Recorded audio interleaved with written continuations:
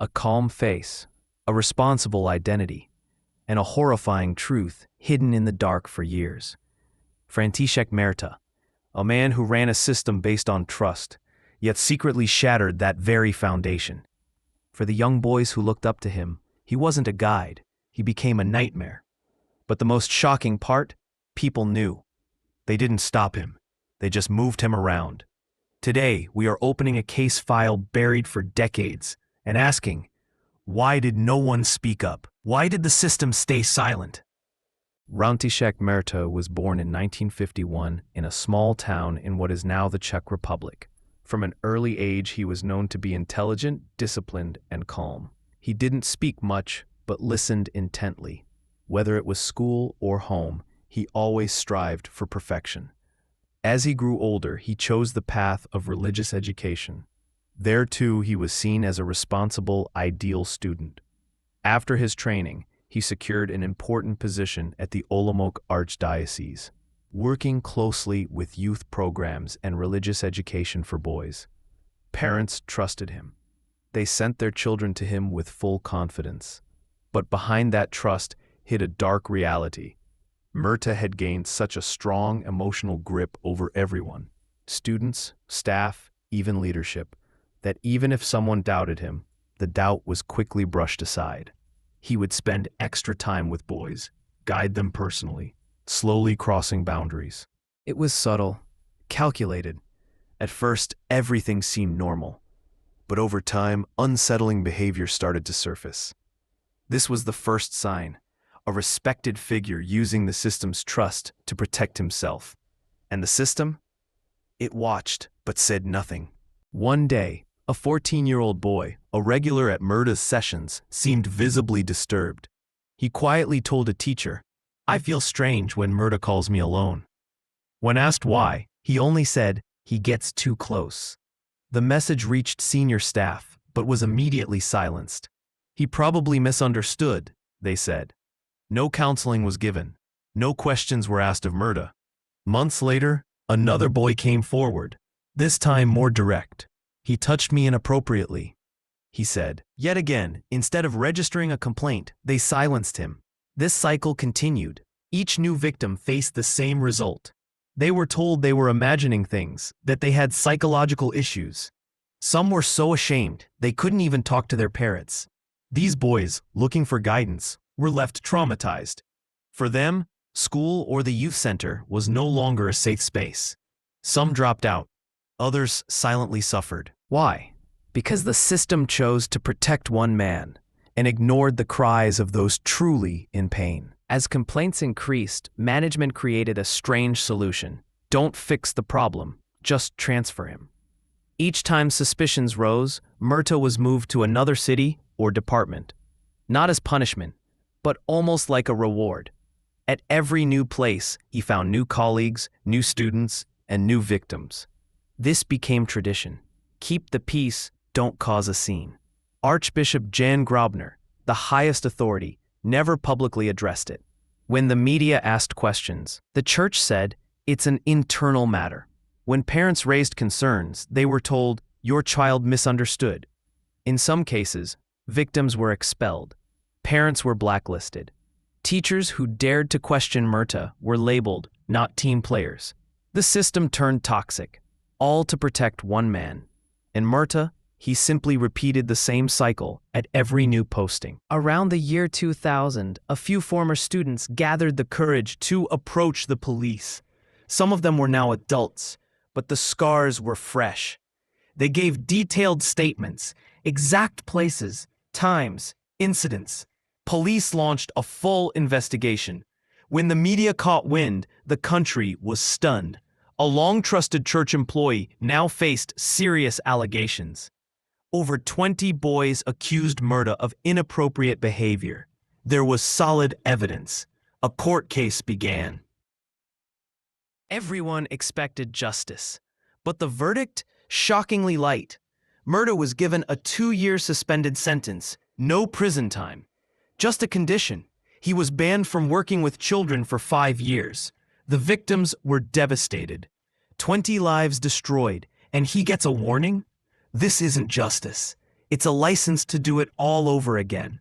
The system failed again, this time in the courtroom. After 2001, most people assumed František Merta had been permanently removed from any meaningful role. They believed the scandal had ended his career and that he had disappeared quietly into the background. But in 2025, a shocking report shattered that illusion. An investigative journalist revealed that Merta had never truly left the church.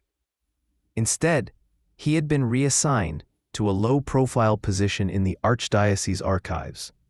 Officially, his role was administrative, filing records, managing documentation, but rumors began surfacing that his influence extended beyond that.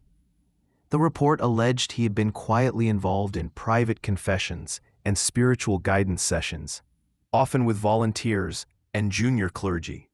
No official announcements had ever been made. No statements were released to inform the public or the victims.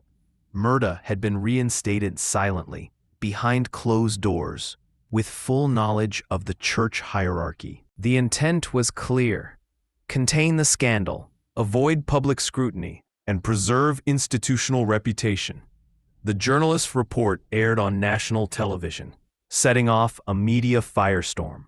Survivors watched in disbelief. Hashtags like "Unmask the Truth" and "Justice Denied" began trending. The country's most respected talk shows debated the ethics of institutional silence. Activist groups flooded church offices with letters demanding explanations. Candlelight vigils formed outside cathedrals. One survivor spoke at a televised protest. "We told our stories, we went through courts, and still he's here, working, whispering, hidden. What else do we need to prove?" Public pressure escalated rapidly. Politicians joined the chorus. Within 72 hours, the church issued a formal statement. František Merta would be permanently removed from all posts, clerical or administrative, effective immediately. But the apology felt reactive, not genuine. Many saw it as damage control rather than a moral reckoning. "They didn't act out of conscience," one survivor wrote.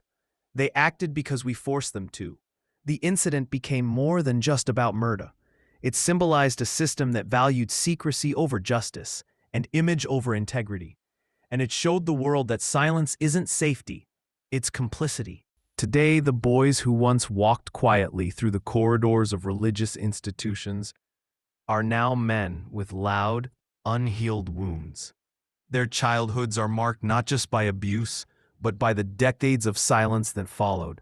Many have lived dual lives, holding jobs, raising families, wearing smiles, while privately struggling with trauma.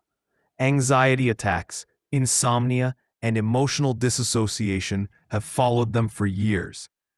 Some found solace in therapy, others turned to addiction. A few never found peace at all. Psychologists say their cases reflect classic symptoms of long-term trauma: chronic hypervigilance, difficulty forming intimate relationships, fear of authority figures, and emotional numbness. For some, the sound of hymns or sight of a priest's collar can trigger panic. Even routine life events, weddings, baptisms, funerals, become psychological minefields. But after the 2025 revelations, something changed. The silence began to fracture. Survivors began to speak, louder, more publicly. A small support group, originally created by 3 former victims, ballooned into a national movement. More than 120 members now meet regularly across different cities. They share stories, name names, and demand change. One man shared during a live broadcast, "I spent 30 years thinking I was alone, but I wasn't, and I won't be quiet anymore." Activists working with survivors are calling for sweeping reforms. Their demands are direct: establish an independent public body to investigate historical abuse cases, require mandatory reporting of all abuse allegations to civil authorities, and hold institutions legally accountable for cover-ups. Lawmakers have started listening. Draft legislation is being debated in Parliament to create a dedicated agency for clerical abuse inquiries, with survivor-led oversight. But the community remains cautious. Too many promises have been broken before. One survivor published an open letter. "You want us to believe justice is coming, but we've been waiting since we were children. Now we don't need more apologies. We need action." Their stories have now gone beyond personal trauma. They've become symbols, not of brokenness, but of resilience. The survivors are no longer whispering. They're demanding to be heard. This story is not just about František Merta. It's about every victim who was told to be quiet, every complaint that was dismissed, every parent who doubted their child, every system that chose silence over truth. Because justice isn't just punishment. It's recognition, it's reform, and above all, it's the promise that what happened to them will not happen again. The case may be closed, but criminology never sleeps. Like and subscribe to join Criminology and step deeper into the dark with us.